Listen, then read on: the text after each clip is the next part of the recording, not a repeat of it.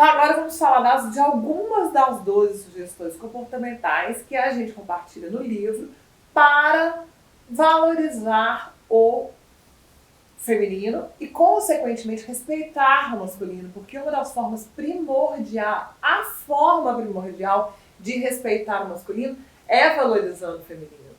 Das 12 sugestões comportamentais que eu trago no livro, nós vamos falar aqui sobre 3, tá? Eu e a mãe acabou de conversar aqui, definir 3 que a gente vai achar que a gente considera que vão ser didáticas, mas as 12 estão, como eu disse, descritas no PDF que acompanha esse vídeo. E uma observação, gente, que eu acho interessante dessas 12, né, de que quando eu li o livro da Adri, que eu adorei, porque justamente é um passo a passo. Não é que é uma receita de bolo, né? Porque a gente sabe que isso não existe, nem tem a pretensão de trazer isso aqui, jamais, muito pelo contrário. Mas são realmente um passo a passo, um caminho que você pode fazer, realmente uma coisa prática. Você fala assim, não, eu tô entendendo isso tudo aí do feminino, entendi quem que era, quem que é Deméter, mas e como que eu pego e coloco isso na prática? É isso aqui. Então a gente elegeu 3 para falar, mas os demais estão aqui, né? Vale a pena ler. E esses 3 a gente vai comentar aqui, que a gente acha que é bem legal pra gente falar aqui. O primeiro, que eu adoro, é um grande portal para a feminilidade, mantenha-se um passo atrás na comunicação. Essa sugestão, ela serve não só para o relacionamento romântico, como a gente frisa inúmeras vezes, como também para os outros relacionamentos. Agora, como que você vai usar isso vai depender da deusa, que é mais proeminente no veículo da sua mente, e como essa interação será em você. Então, é necessário ter aí um autoconhecimento para a gente saber como transitar. Vamos dar um exemplo.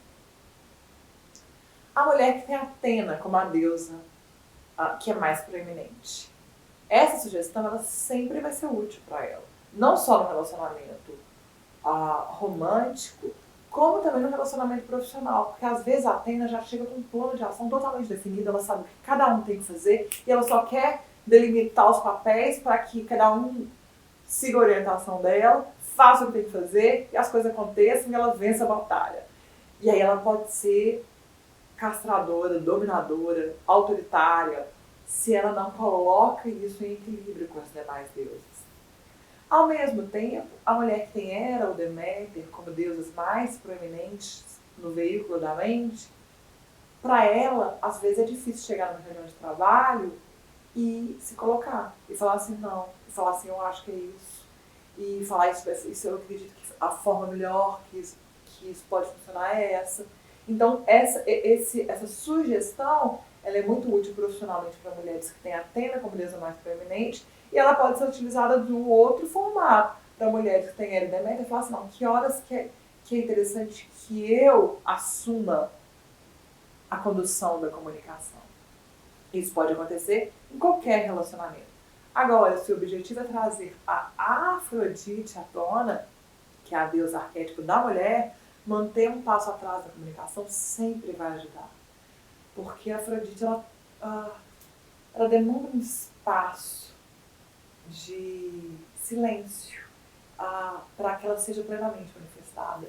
E o lugar de você não estar conduzindo permite que ela aflore de uma forma muito fluida.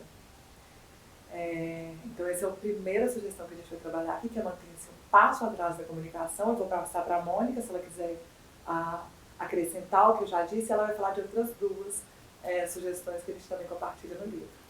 Outro importante que eu acho da gente falar é o deixe resolver os próprios problemas.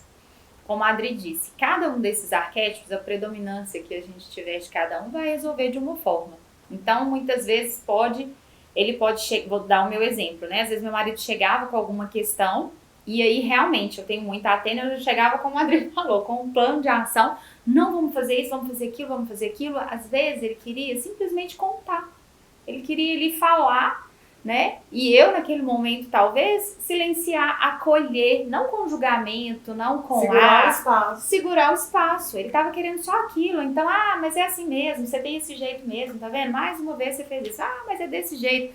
Isso assim, falando por baixo, né? Porque a gente escuta outros adjetivos no grupo que não são bons. Não é sobre julgar, mas não E primeiro, respeitar o masculino. Não respeitar só o masculino. o Porque homem como masculino Isso. energético dentro de nós mesmos. eu acho muito importante a gente falar disso, porque principalmente em relacionamentos de muitos anos, como o meu, né? Imagina 24 anos, a gente vai criando um excesso de intimidade. Então eu sempre tenho muito esse cuidado. Intimidade até quando? Ele tem o limite dele, como eu tenho o meu. Muito legal você estar falando isso, quero só fazer um parêntese. Super importante, uma das sugestões é preserve a sua individualidade. Exatamente por causa dessa intimidade que surge em relacionamentos de longo prazo. Eu acho que é inclusive por isso que o livro está fazendo tanto sucesso com mulheres que, assim como a Mônica, estão no relacionamento há mais que uma década, mais do que 2 no seu caso. Essas 12 sugestões comportamentais, se elas observadas de uma forma que fazem sentido para a mulher, elas permitem que a intimidade, porque o que acontece? Os opostos se atraem, mas os semelhantes é que ficam juntos a longo prazo. Então, conciliar esses 2 fatores dentro de um relacionamento demanda realmente um entendimento aprofundado da dinâmica masculina e feminina. E é para não deixar que essa intimidade acabe com a polaridade energética, o que consequentemente acaba com a química, que essas 2 sugestões comportamentais são tão úteis. Concorda, Mônica? Plenamente. Tem que ter essa intimidade, ela é importante, ela é gostosa, né? E muitas pessoas... Crucial. É crucial. E muitas pessoas buscam isso, né? Às vezes, quando estão em relacionamentos muito supérfluos, elas falam, não, eu queria aquela intimidade, isso é muito gostoso. Às vezes tinha com um, terminou e tem com outro. Mas tudo é justamente o equilíbrio, né? Tudo a gente traz sempre para o caminho do meio, é sair desses extremos. Então, quando a gente voltando a falar dos 12, né? Dele resolver os problemas, então é aquilo de avaliar, de estar realmente ali presente, sem estar ouvindo o que ele fala, mas deduzindo... Sem intenção. Sem intenção, apenas acolhendo. É hora de falar, é hora de só acolher, tá tudo bem. Às vezes naquele dia eu posso só ouvir, no outro dia eu posso trazer uma sugestão. E muitas vezes eu já vinha para resolver o problema, e resolvia. E fazia aquele mundo de coisas. Só que isso, esgotava. Eu ficava muito cansada, eu saía totalmente do meu feminino e ficava esgotada. E isso, com o tempo, eu também tirava dele, eu sentia que poderia tirar aquilo dele ele conseguir resolver, ele falar, não, eu dou conta, né? Ele sabe que eu tô ali como parceiro, somos parceiros, mas não, eu dou conta de resolver. E também pra gente não trazer uma imagem de mãe, né? Eu sou esposa, eu não sou mãe, eu não vou resolver nem todos os problemas que vier, e muito menos terapeuta, e nem quero ser, tem as pessoas que são direcionadas pra isso. Não, e se você tentar ser, vai acabar com a química, exatamente vai acabar, vai perder a polaridade. E aí aquilo, e eu vejo isso em muitos relacionamentos, porque vai se envolvendo ali, não, mas eu tenho o direito de falar isso, porque já tem muito tempo que tá. E não só a pessoa, ele tem que entender, né? E tá tudo bem, se você quiser levar o relacionamento dessa forma, ótimo. Mas não, eu não sei como o que vai objetivo ficar. não é julgar. Não é julgar. E quem vai pro grupo e apresenta isso é porque sentiu que pode se comunicar de uma forma que vai ser mais assertiva. fluida. E uma forma fluida, assertiva e que traga polaridade. Porque o que a gente quer no relacionamento prolongado? A gente, de muitos anos, a gente quer viver bem, mas a gente também quer polaridade. Porque senão, uma vez que a química acaba, não tem jeito. Os 3 pilares do bom relacionamento, de acordo com a doutora Pat Allen, é compatibilidade, comunicação e química. Porque se não tem química, o relacionamento são de colegas, né? Vira amigo. Exato.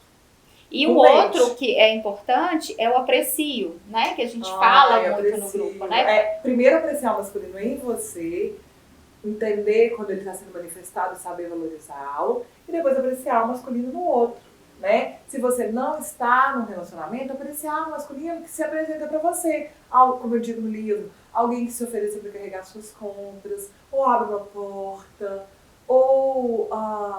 A gente não pode levar isso como... ele acha que eu não dou conta de fazer isso. Não é sobre isso, né? É apreciar isso, é se deixar... Né? Não é sobre isso. Uma vez eu comentei isso com uma amiga, né? Ela, nossa, mas ele me pediu... Ela falou, não, mas ele me pediu, falou pra carregar as sacolas. Aí ela falou assim, Ele julgou que eu não dou conta. E ela falou, muito obrigada. E pegou a sacola e levantou. Eu falei, pois eu adoro que carrega minhas sacolas.